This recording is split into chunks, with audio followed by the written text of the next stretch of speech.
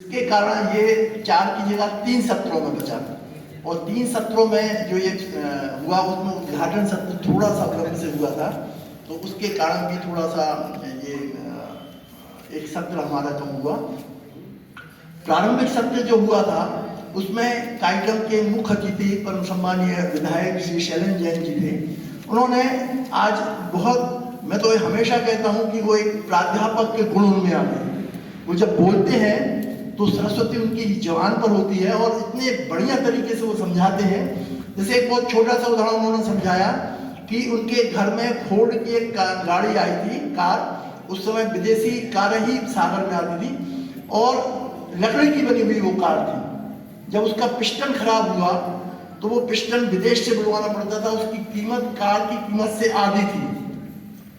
तो उन्होंने उनके पिताजी ने वहीं आपस में किसी लोहार और उन सब से बात की, तो उन्होंने कहा कि दाऊ बताओ वो क्या चीज़ है। तो उन्होंने बताया तो यहीं सागर में वो पिस्टन उन्होंने लोहार लोगों ने बना दिया और वो गाड़ी चालू हुई।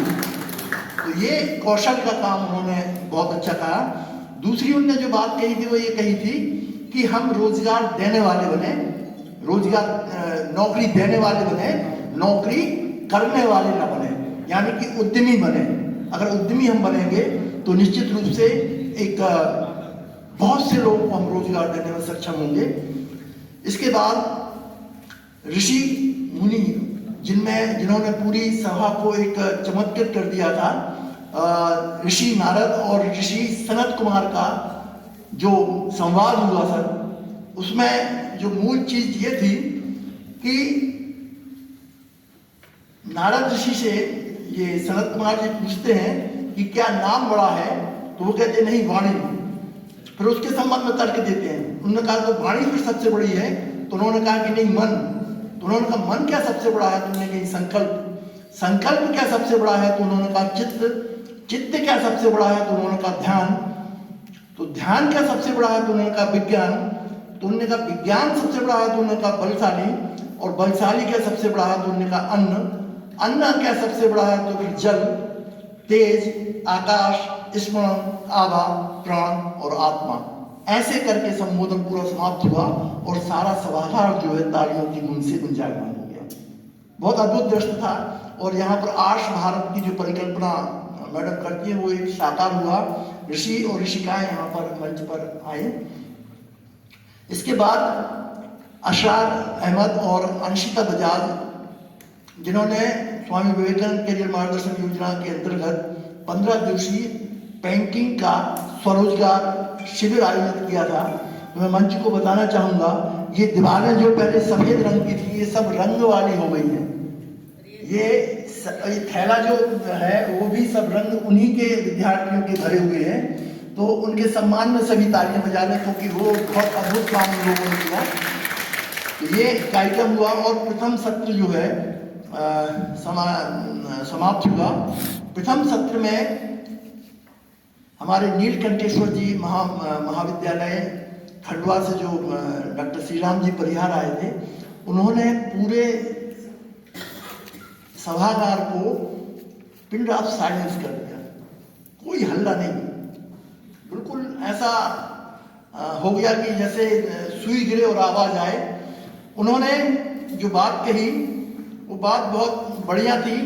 उन्होंने कहा कि हमारे भारतीय जीवन में स्वाभिमान, स्वतंत्रता, स्वदेशी, स्वभाषा और स्वावलंबन, ये 5 चीजें हर भारतीय के आभूषण हैं। अगर उनमें ये आभूषण वो पहनते हैं तो फिर एक अलग आभा उनके अंदर आती है। इसके बाद उन्होंने कहा कि हमारे जीवन में भूमि, भवन, भोजन, भाषा और भेषजी 5 भाग, इनका अत्यंत महत्व है। इनको भी हर व्यक्ति को जानना चाहिए और ये सारी चीजें वेदों से हमारे यहाँ पर आई हैं। एक जो बात मुझे अपील की बहुत अच्छी, वो उन्होंने कहा कि जो हिंदी, जो स्थानीय बोलियां हैं वो हिंदी को जिंदा रखेगी। अगर आपको हिंदी को जिंदा रखना है तो उन स्थानीय बोलियों को भी आपको जिंदा रखना पड़ेगा। उनके मरने के साथ ही हिंदी की भी मरना शुरू हो जाएगी। तो जो हमारी बुंदेली है, अवधी है, जो भी स्थानीय भाषाएं हैं, उनका सार ये हिंदी भाषा संस्कृत से आई है और एक लंबी परंपरा उसके साथ चली आई है। तत्व चिंतन के आधार पर सत्य की खोज का नाम विज्ञान है, ऐसा भी उन्होंने बोला। वो एक समय जो था लगभग आधे घंटे का, वो मुश्किल से 2 या 3 मिनट का समय लगा होगा। जब उन्होंने बोलना शुरू किया और उन्होंने समाप्त किया तो समय ऐसा लगा जैसे बह रहा हो, और एक बड़ा आत्मीय आनंद जो है उनके उसमें आया। द्वितीय सत्र में हमारे बीच में विवेकानंद जी उपाध्याय जो SBS कॉलेज बनारस से आए थे, उन्होंने भी कौशल की परिभाषा जो है एक भाषाई कौशल से उन्होंने प्रारंभ की कि भाषा जो है वो किस तरीके से रोजगार सृजन का माध्यम बन सकती है। बहुत सारे उन्होंने उदाहरण दिए और उदाहरणों में एक तार्किकता थी कि कैसे आप किसी भी भाषा के माध्यम से रोजगार परक बन सकते हैं। सुश्री सरस सिंह जो वरिष्ठ साहित्यकार थी, उन्होंने द्वितीय सत्र में अपना उद्बोधन दिया। डॉक्टर बहादुर सिंह परिमार जो छतरपुर से हमारे बीच में आए थे, उन्होंने बुंदेली भाषा का रोजगार में कैसे व्यवहारिक परिवर्तन हो रहा है और व्यवहारिक रूप से लोग बुंदेली भाषा से रील बनाकर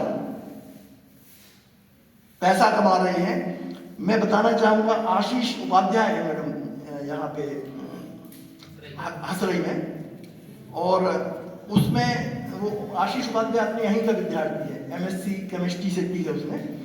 तो मैं आशीष जी के साथ एक बार गया था वहाँ पे हसरई में। उसने ये बताया कि 7 लाख रुपए 1 महीने में आते हैं, बुंदेली में रील बनाता है, 7 लाख रुपए आते हैं। अभी तक लगभग 50 लाख रुपए हम लोग कमा चुके हैं। तो एक रील बुंदेलखंडी, उन्होंने अपने बुंदेलखंडी में व्यंजन की बताई बात कि व्यंजन के द्वारा लोग कमा रहे। 5 स्टार होटल, चूंकि वहां पे खजुराहो पास में है, खजुराहो में 5 स्टार होटल है, तो छतरपुर के विद्यार्थी व्यंजन बनाकर लाखों रुपए कमा रहे हैं 5 स्टार होटल में। वो व्यंजन जो है वो बुंदेली व्यंजन है। ऐसा ये सत्र रहा। इसका संचालन डॉक्टर राम कुंजर सिंह ने किया था।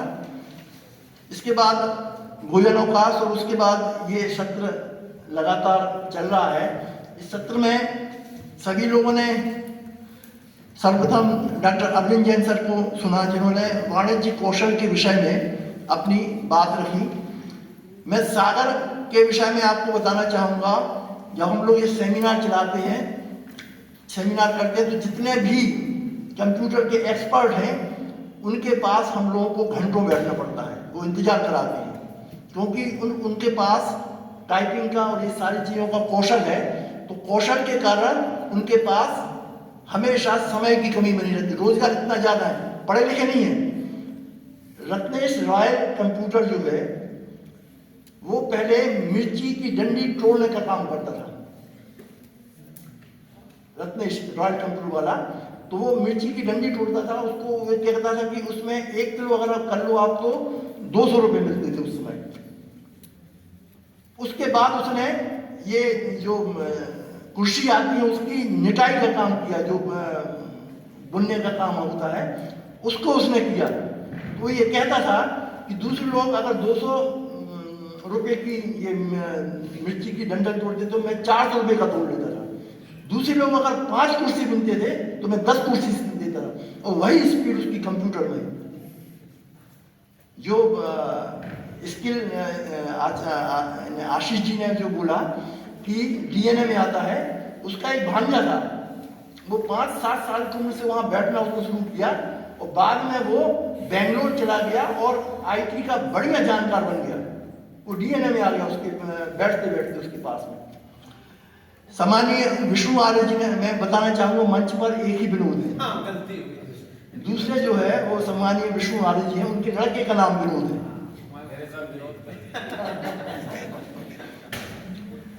विष्णु आर्य जी ने योग के माध्यम से रोजगार कैसे कमाए, उन्होंने अपना एक उदाहरण दिया कि जब वो पांडिचेरी गए तो उनसे सीखा हुआ शिष्य 10 करोड़ रुपए का मालिक है।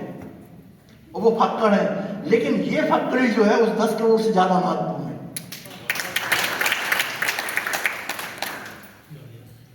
पतंजलि योग 10,000 करोड़ रुपए का मार्केट है उनका।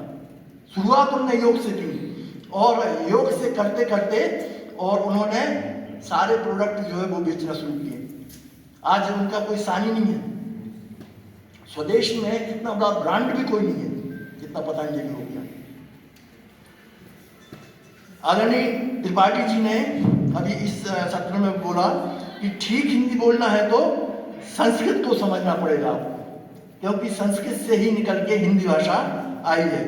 मोबाइल से हमें ज्ञान नहीं मिलता, केवल जानकारी मिलती है।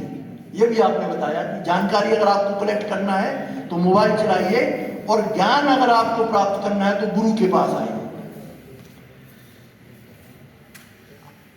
डॉक्टर आशीष द्विवेदी जी जो बहुत अच्छा बोलते हैं, उन्होंने क्योंकि पढ़ा है पत्रकारिता को और पत्रकारिता के वो व्यक्ति हैं, उन्होंने बड़ी सूक्ष्म बात पकड़ी कि ये जो कौशल है वो डीएनए से आता है, और ये अच्छा सा सत्य है। आप देखो बढ़ई का लड़का जो है वो बहुत अच्छा बढ़ई बन जाता है देखते देखते। एक बहुत अच्छे कारीगर मिस्त्री हो, उनका लड़का बहुत अच्छा मिस्त्री बन जाता है। एक कंप्यूटर चलाने वाले का लड़का बहुत अच्छा कंप्यूटर वाला बन जाता है। क्रिकेट प्लेयर आप देखो, क्रिकेट प्लेयर जो है उनके लड़के एक्टिंग करते हैं, उसमें क्या बोलते हैं फिल्म दुनिया में, उनके बच्चे एक्टिंग करने लगते हैं। धीरू भाई अंबानी के परिवार में आप देखो, मुकेश अंबानी और उसके बाद बहुत अच्छे उद्यमी बन गए। तो ये सारा डीएनए में आता है, इस बात में कोई शक नहीं है। लेकिन आपने जो शोध करके बात पकड़ी वो बहुत महत्वपूर्ण है। सम्मानीय वाइस चांसलर साहब श्री विनोद जी ने, मिश्रा जी ने इतनी बढ़िया बातें कही कि हम लोगों को ऐसा लग रहा था कि हम किसी बहुत ही मनोरंजक और बहुत ही ज्ञानवर्धक एक कार्यशाला में बैठे हुए हैं, और जो गंभीरता थी कार्यशाला की, सेमिनार की, वो एकदम से खत्म हो गई। पंडित जी के उदाहरण से पहली बार इस सभागृह में ठहाके लगे। आपने मांग और पूर्ति के विषय में बहुत अच्छी बात कही। कर्म से कौशल कैसे प्राप्त करते हैं, ये बात भी आपने बहुत बढ़िया तरीके से बताई। संपूर्ण दिन हम लोग आज कौशल के विषय में जानते रहे, समझते रहे, और विद्यार्थियों ने भी प्रथम सत्र के पूर्व जो है यहाँ पर बैठकर सारी जानकारी ली। मैं बस इतना ही कहूँगा इस संपूर्ण समाहार प्रतिवेदन के बाद कि सफलता जो है केवल उनको मिलती है जो निरंतर पुरुषार्थ करते हैं। यश वैभव पुरुषार्थ के साथ में चलते हैं। तो मैडम जो है ये पुरुषार्थ कर रही हैं, तो उनको भी यश और वैभव समृद्धि मिल रही है। धन्यवाद।